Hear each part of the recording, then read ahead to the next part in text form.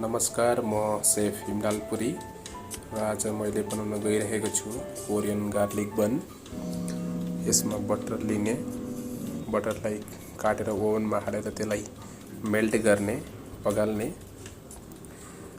यो एकदम राम्रो डिस हो, तपाईले घरमा पनि ट्राई गर्न सक्नुहुन्छ। र एउटा बोल लिएर बोलमा क्रिम चीज हाल्नुपर्छ। क्रिम चीज हालिसकेपछि तपाईले क्रिम हाल्नुपर्छ। क्रिम हालिसकेपछि सुगर पाउडर हाल्नुपर्छ।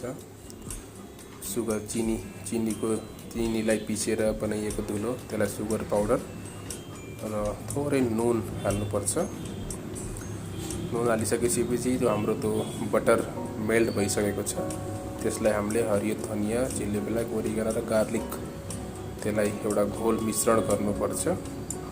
र एउटा ह्यान्ड बिटरले जुन हाम्रो क्रिम चीजहरु छ त्यसलाई चाहिँ एकदमसँग स्मुथसँग बिट गर्नुपर्छ। स्मुथ ब्याटर बनाउनुपर्छ। तपाईसँग यो ह्यान्ड बिटर छैन भने विस्कले पनि मेल्ट गर्न सक्नुहुनेछ।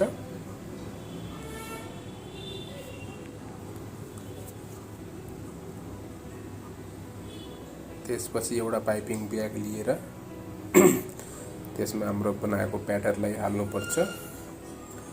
ब्याटरलाई पाइपिङ ब्यागमा यसरी हाल्नुपर्छ र हाम्रो यो साइजको बन आउँछ। यसलाई भन्छन् हाम्रो बन। बनलाई बीचबाट काट्ने, फेरि क्रसमा काट्ने र फेरि सेन्टरमा काटेर यस्तो आकारको गराउनुपर्छ।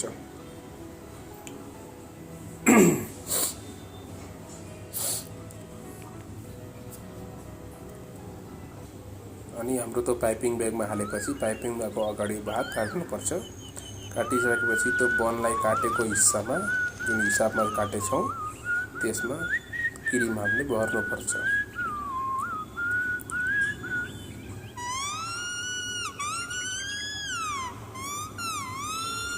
क्रिमलाई यसरी भर्नु भने कति राम्रोसँग भित्रसम्म भरेको हुन्छ।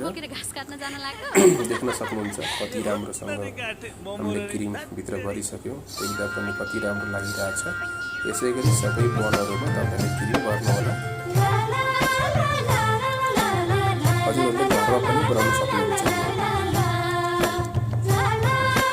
यस्तो स्टिलको ट्रे लिएपछि ट्रेमा राम्रोसँग तल बटन लगाउने अनि एक गर्दै सबै बनहरु यसरी राखिसकेपछि हामीले सुरुमा बनाएको त्यो बटरको हरियो धनियाको त्यो झोल छ, जुन हाम्रो उपर माथिबाट लगाउनु पर्ने, त्यो सबैमा यसरी नै लगाउनुहोस्। देख्दाखेरि कति राम्रो बस्छ, खाउँ लाग्दो अनि माथिबाट मोजरेला चिज या जाडा चिजहरू युज गर्न सक्नुहुनेछ। र त्यसपछि हाम्रो रेडी भइसक्यो। अब हामीले 150 डिग्रीको ओभनमा ताप गरम हाल्छौँ।